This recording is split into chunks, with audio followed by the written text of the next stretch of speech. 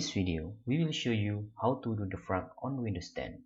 First, open File Explorer, then choose disk that you want to defrag.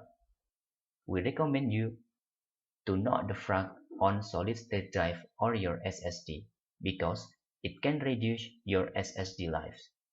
Just doing defrag for your hard disk. Then you can right click on the hard disk and choose Properties. Then in here, you can find Tools. Then click on Optimize. For example, in here, we need to defrag with G local disk in here and click Optimize. Wait until this all running and until done in here.